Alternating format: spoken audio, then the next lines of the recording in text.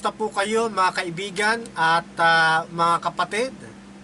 Ako po'y umaasa na tayo ay magpapang-abot sa impapawid na kayo po ay nasa maayos at ligtas na kalagayan sa kabila ng ating kinakaharap na usapin tungkol dito sa COVID-19.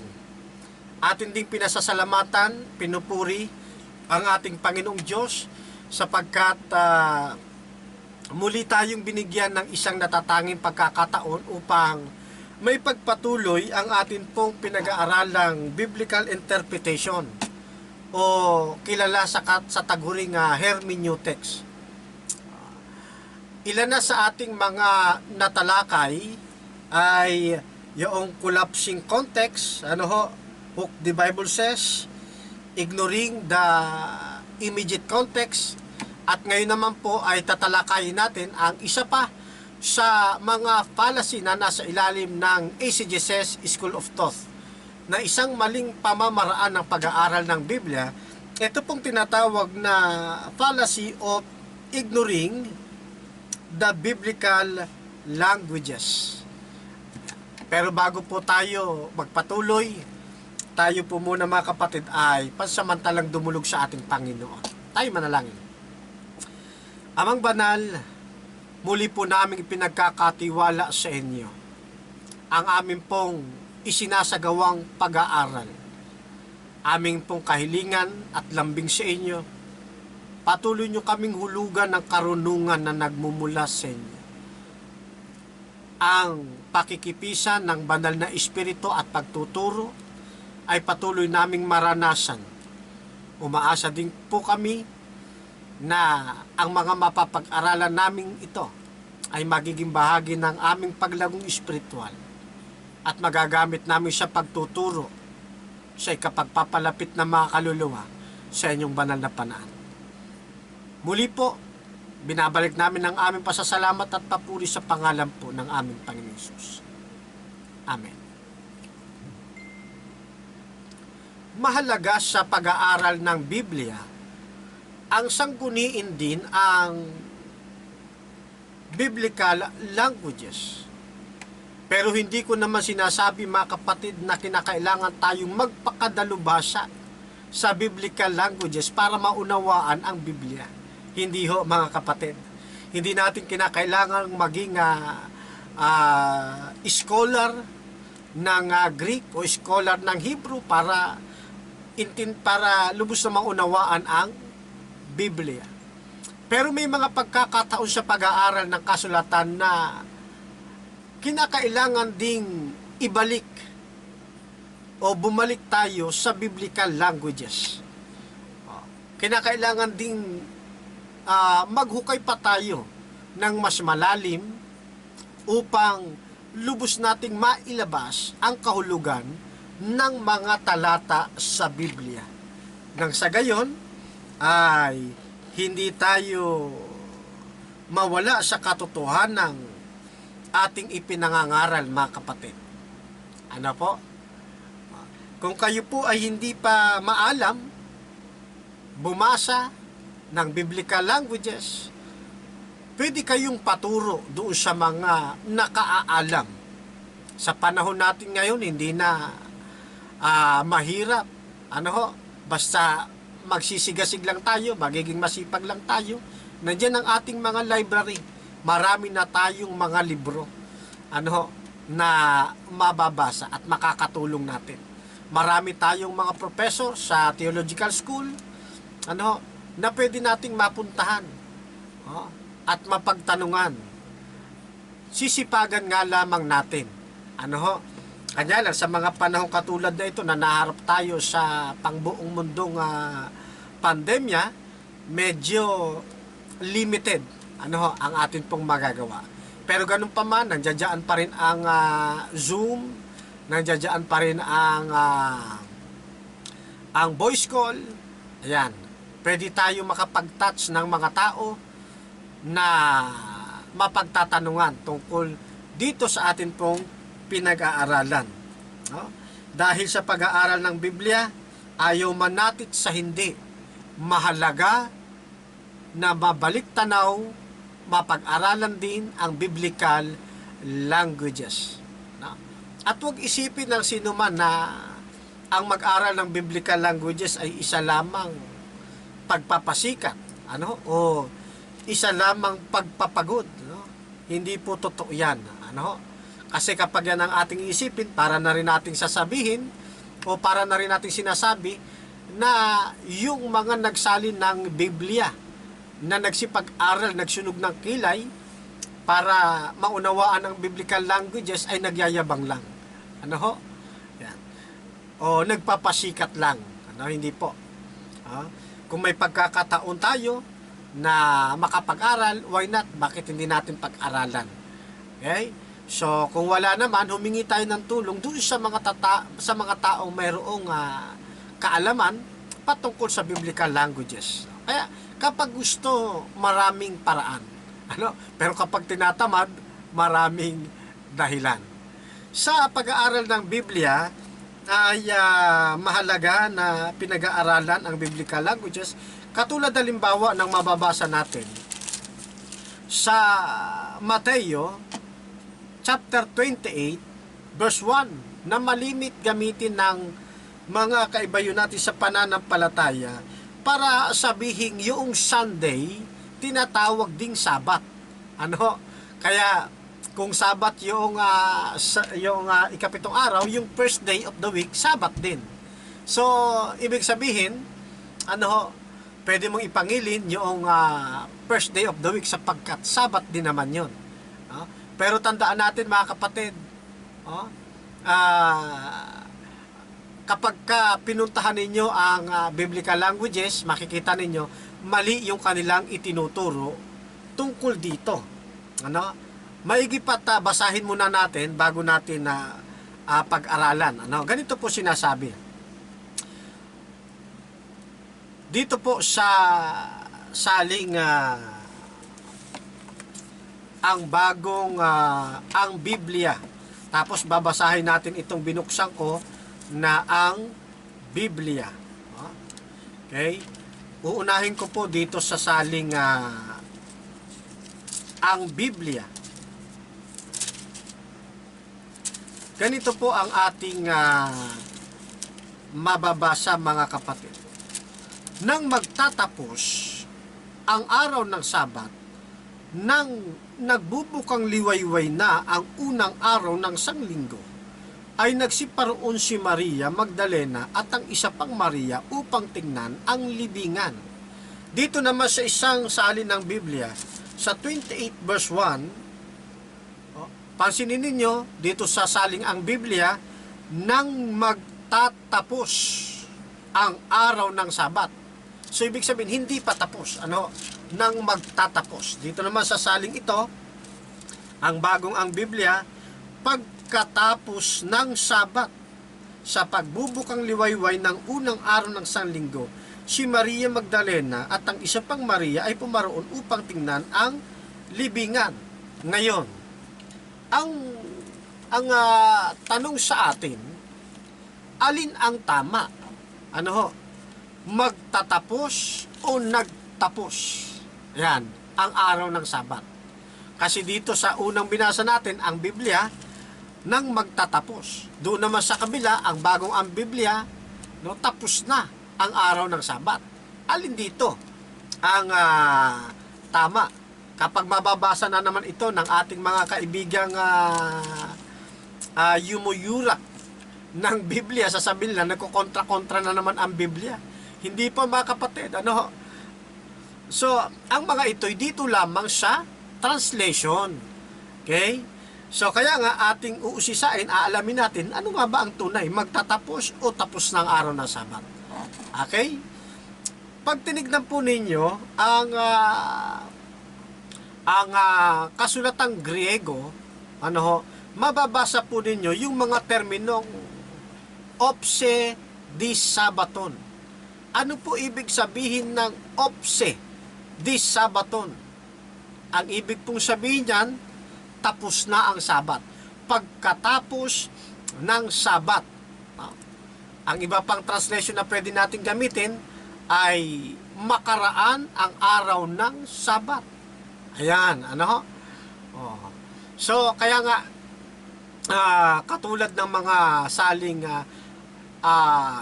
ang Biblia nang ito ay nirebisa, no? Ang Biblia ginawang ang Biblia itinama nila yung espesipikong talata na ito na nang magtatapos itinama nila sa panibagong edisyon ng ang Biblia. Ito na nga ang bagong ang Biblia. Ang nakalagay na hindi na yung magtatapos pa lang kundi pagkatapos ng Sabat, itinama nila. Ano ho? Dito sa Magandang Balita Biblia, makaraan ang araw ng pamamahinga. So nililiwanag sa atin. Ano po? So dito po sa Cebuano Bible ay ganun din po. Ano? Nagdaan na. Karon sa tapos sa adlaw nga igpapahulay. Ano? Tapos na. Sa Bicol Bible, pagkatapos kan adlaw, pakatapos kan adlaw nin Sabat. Dito sa Pinoy version, yung bagong labas ngayong edition ng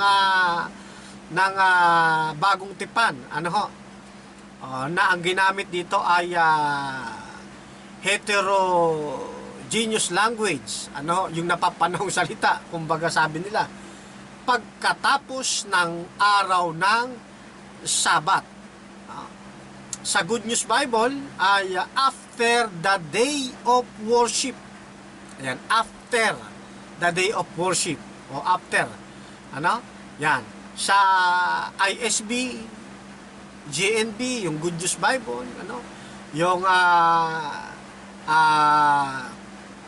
tawag dito, yung Cover Catholic Pastoral Edition, after the Sabbath.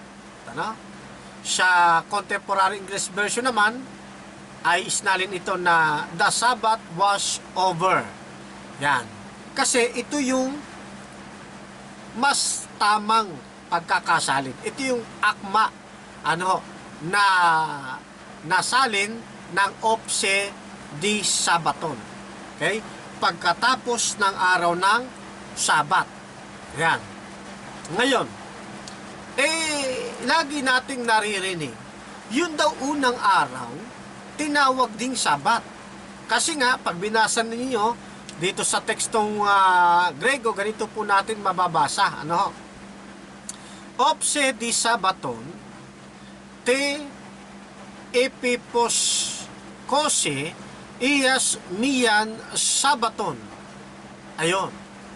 Kapag isinali natin, ano ho, pagkatapos ng araw ng Sabat, nang magbubukang liwayway, ang unang araw ng sanglinggo. Yung unang araw ng sanglinggo, mababasang miyan Sabaton. Kaya sabi nila, kita mo na, yun palang linggo, yung unang araw, tinawag ding Sabaton. Ano ho? Kapag wala tayong alam sa biblical languages, pwede tayong masilo ng ganitong mga pangangatwiran, mga kapatid. Pero may ruling ang Greek, mga kapatid, no? Yun pong Sabaton na binabanggit dito, maliban doon sa Opse di Sabaton, itong pangalawa, ano?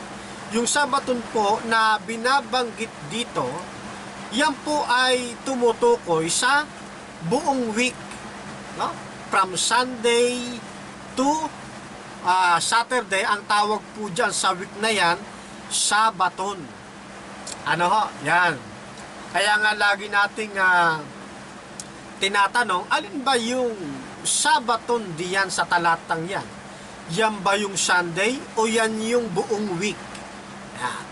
Kasi kapag buong week, tama yun, tawag doon Sabaton din. Okay?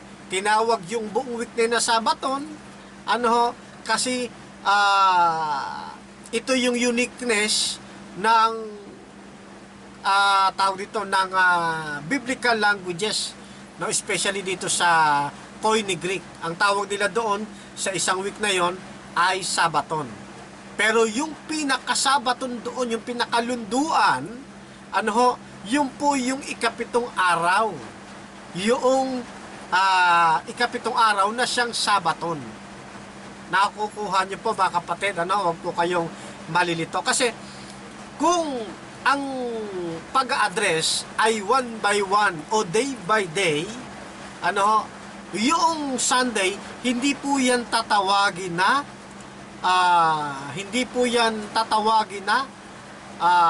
Sabaton. Hindi po yan tinatawag na Sabaton. Yung Martes, Lunes, hindi rin tinatawag na Sabaton. Ang tinatawag lamang Sabaton, kapag ka day by day ang ating bilangan, yun lamang ikapitong araw. Pero kapag ka isang week, ang tawag yan ay Sabaton. Sakop siya ng Sabaton. Kaya yung unang araw, sakop siya ng Sabaton. Ngayon, puntahan naman natin yung isa nilang ipinangangatwiran.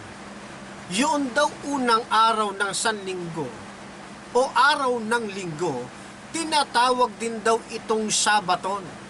Bilang katunayan, ganito daw at natin mababasa mula sa tekstong Griego ng Mateo 28 talatang 1. Opse di Sabaton, te epipos kose eies mian Sabaton.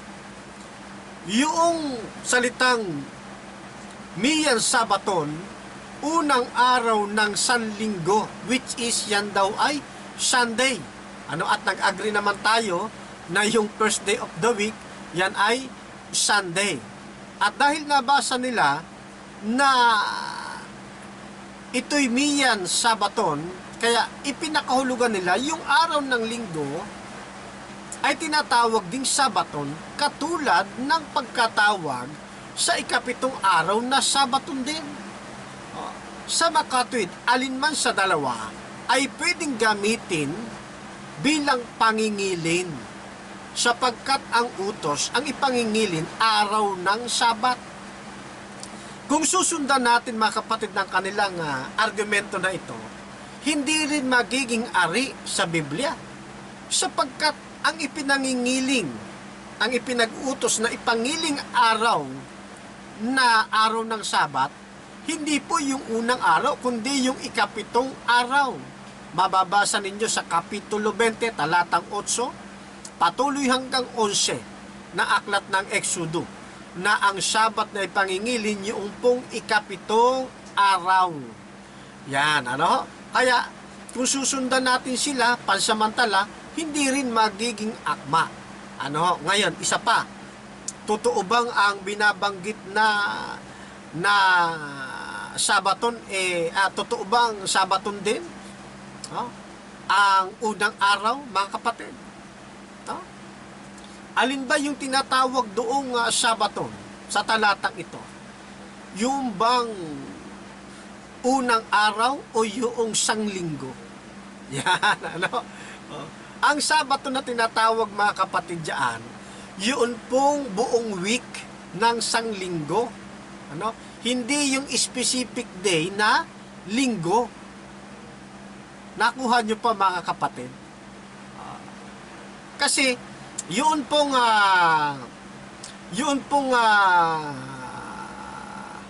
tawag dito, yun pong first day, ang tawag doon protohemera. O di kaya ay protehemera. Kapag ka day by day ang gagawin nating pag-a-address. Ayan. Halimbawa, yung linggo, yan ay protohemera o di kaya protehemera. Yun namang araw ng Lunes na siyang ikalawang araw, yan ay dioteremera. Ikatlong araw, halimbawa, ikatlong araw? Yung Martes sa atin, Ikatlong araw, yan ay tritihemera. Ganon din yung pang-apat, yung titartehemera. Kung day by day ang ating magiging panawag sa mga araw. At yung ikapitong araw, ang tawag doon Sabaton. Yan. Yun po yung Sabaton. Ano? Kaya sa Koine Greek, dalawa yung kanilang tawag dito, yung kanilang tinatawag na Sabaton. Yung last day of the week, yung ikapitong araw, that is Sabaton, at yung isa pa, yung buong sanglinggo. Okay? Tinawag pong Sabaton yan, yung buong sanlinggo, sapagkat ang tinutukoy niyan yung completeness ng mga araw, completeness ng weekly cycle. At ang pinakalunduan po niyan, yung pinagpahinga ng Diyos, tinawag pong Sabaton. Kaya, sa lahat ng mga araw, pag i-day by day natin ang pagnining sa kanila, tanging-tangi yung ikapitong araw lamang ang siyang tinatawag na Sabaton. Okay? Yan. Kaya nga dito sa ating binasang talata, mga kapatid, sa tekstong Grego, opse di Sabaton. Pagkatapos ng araw ng Sabat. Ano sumunod? Te epiposkose is miyan Sabaton. Yan. Ano daw po? Pagkaraan ng araw ng Sabat, magbubukang liwayway na ang unang araw ng sanglinggo. Ayon.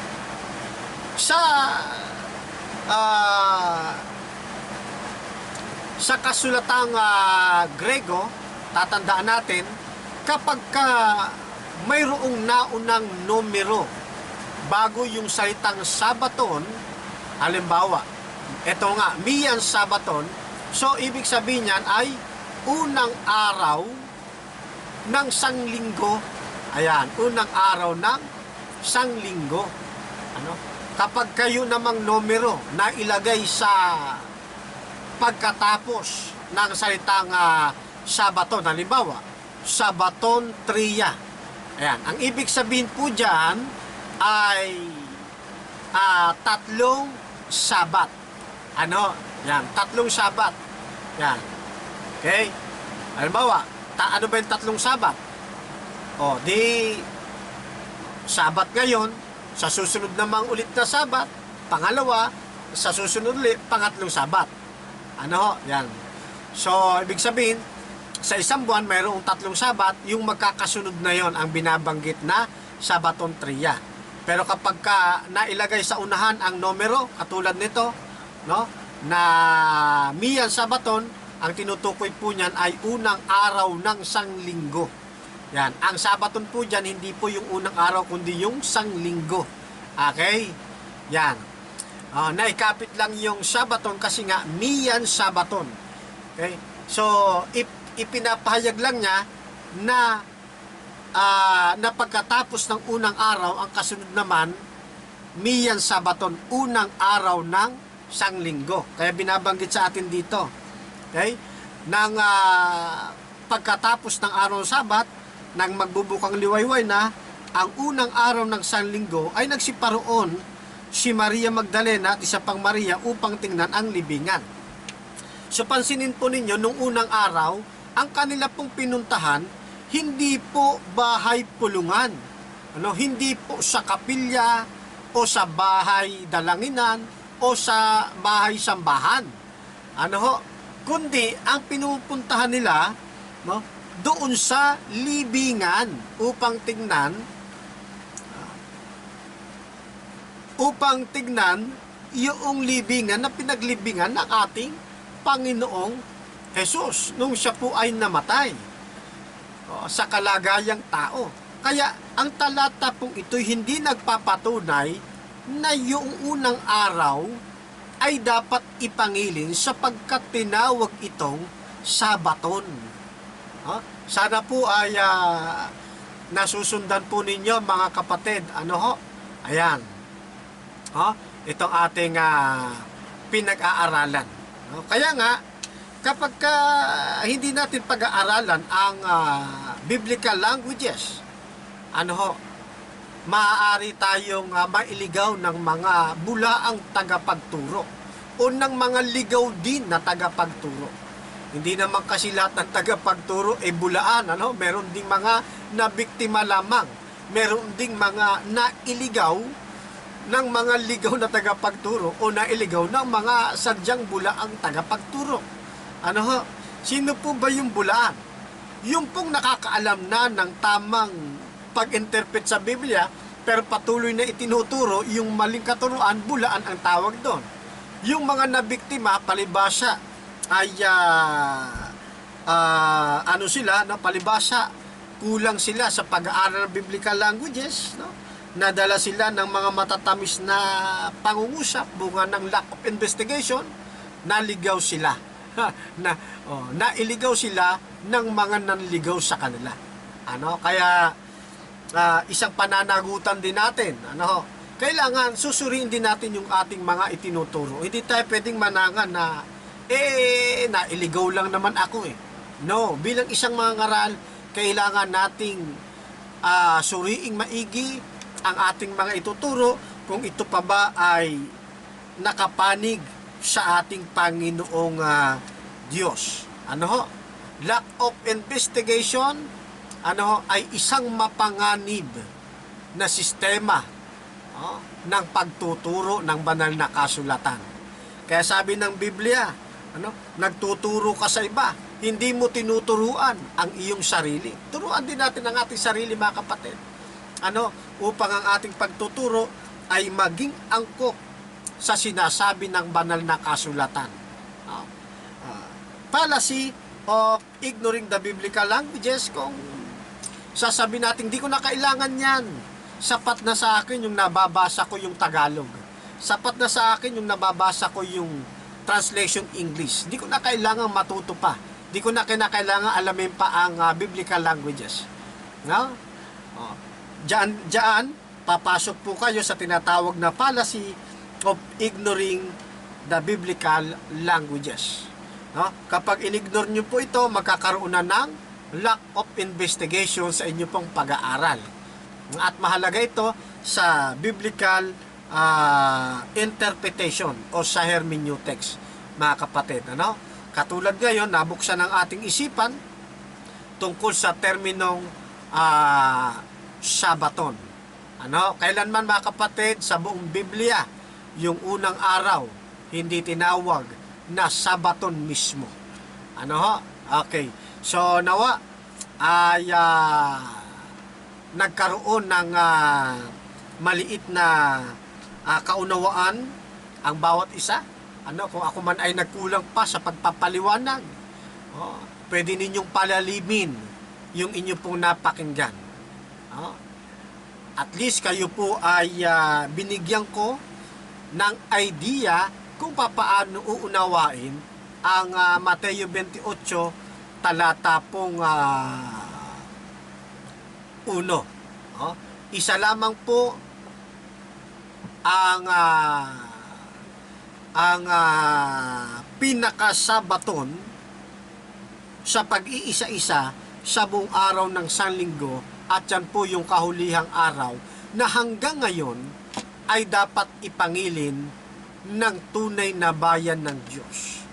Ano po? So, dito muna natin tatapusin, mga kapatid, ang atin pong pag-aaral, at daragdagan na lamang natin sa mga susunod pang pagkakataon. Binabalik po natin ang ating papuri at pasasalamat sa atin pong Panginoong Diyos. Pagpalaan rin po kayo ng ating dakilang may kapal. Tayo po manalangin. Salamat po, Amang Banal, sa inyo pong patuloy na pagkilos, sa inyo pong patuloy na pagbibigay giya sa aming ginagawang pag-aaral. Ang amin pong naging pag-aaral ay maging karagdagang pagpapalago ng aming espiritual na kalagayan. Sa lalo pa naming ikatutuwid ng pagtuturo sa iba. Binabalik po namin ang aming walang sawang pasasalamat. Hiling din ng pagpapatawad sa aming pagkukulang pagkakasala sa pamamagitan po ng aming Panginoon Jesus. Amen.